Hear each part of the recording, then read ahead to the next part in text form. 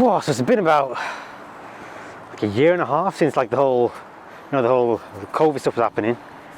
It's been quite a year, to be honest. I mean, it's been a bit of a blur, to be honest. If you think about it. And speaking about blurs, we're going to do some blur photography. Now, you might be thinking, is blur good? Well, there's certain types of blurs which can look pretty good. I mean, you see a lot of Instagram, you see a lot on there. So I'm going to teach you today how to get a certain type of blur image, something that looks like this. So stick around and I'll show you how to get some cool motion blur photography. Let's go.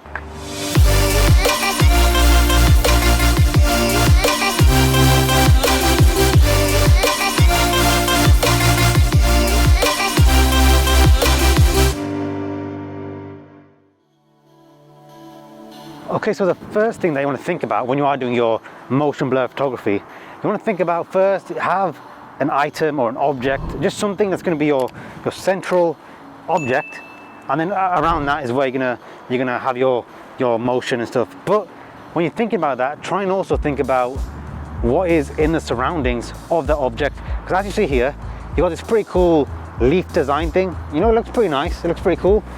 But when you think about what's around the image, so you've got like a lamppost, you've got the trees aren't too bad, to be honest, but also you've got all these gaps in between that could pose quite a bit of difficulty. I mean, if you've got a lot of time, you can maybe go into those gaps, fix the image, which I'll tell you how to do it later on.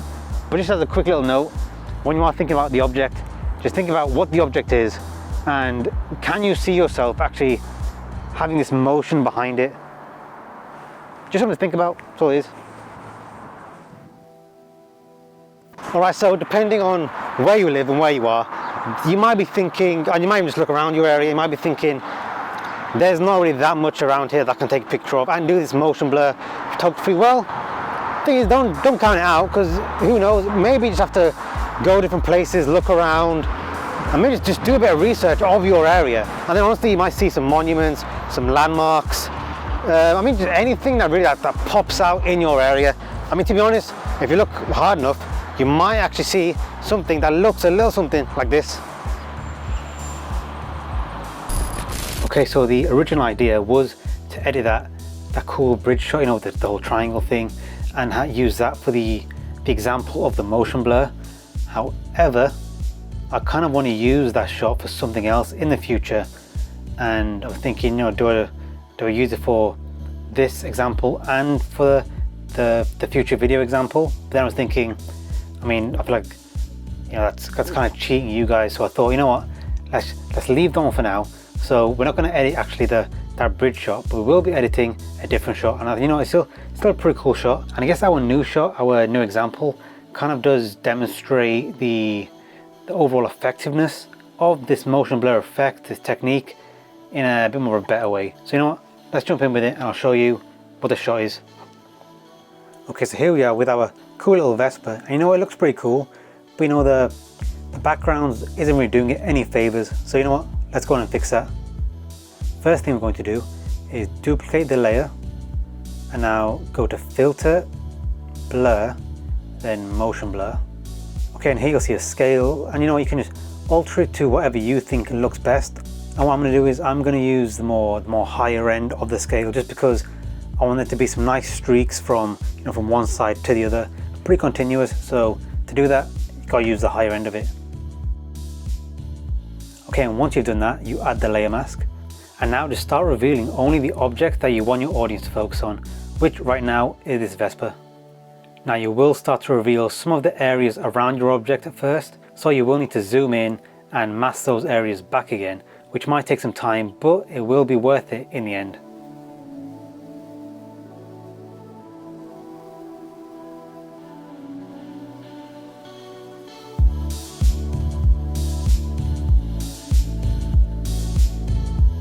Also remember that if your object does have any holes or gaps in it, just like here, like in the wheels, as you can see, there is the background through those holes, so you will have to go over all them and make sure that's all blurry as well. And this is what I was talking about earlier with the leaf sculpture.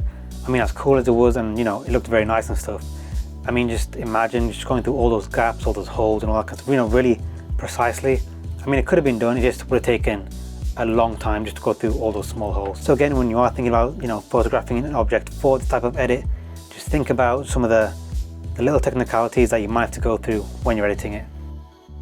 Also, since you already zoomed in, you can actually clean up any dirt or marks on your object, just to make the shot look a lot nicer.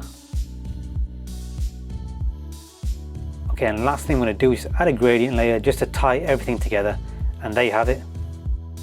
Now this type of editing can be used for other forms of photography, stuff like, I guess, car editing. However, there are actually some crucial steps that you need to think about and really use, to be honest, just to make it a bit more effective. But you know what, we can probably go into that in a different video. Now that is the edit, and I'm pretty sure you can agree that, it was pretty simple, it was pretty easy. I mean, to be honest, even I'll agree that it was very time consuming. Well, not very, it does take a bit of time, just to really finalize it and just go around all the edges and all that kind of stuff.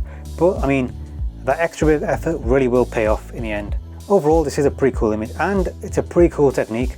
And I guess one of the best things about it is you really can't tell what the background is. You can have anything in your background, as long as you have something nice and focused at your center point, then it really doesn't matter what the background is for this specific type of edit.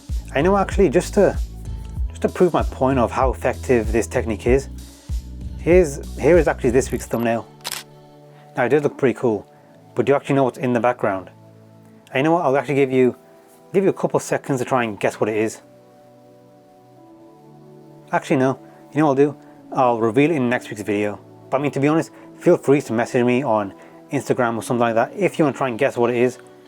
And to be honest, you might be thinking, is there a prize if you guess it right? To be honest, I mean, there might be, I don't know.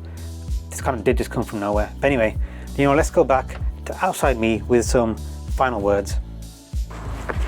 All right, so that is pretty much the video. And you know what, it was pretty quick, I will say that. But I mean, if you can get the technique down correct, I mean, it'll take maybe a couple tries. And I guess the more you do it, you will understand that some objects work better than others. But again, it's one of the things, trial and error, you'll get it down at some point. I mean, like I said, it's not that much of a difficult thing to do. But anyway, thank you guys for watching. Hope you liked the video. If you did, please give it a like. If you're not subscribed yet, please subscribe. And I'll see you in next week's video. I'm thinking we might do some stuff with lighting. I don't know, we'll see. But anyway, thanks for watching.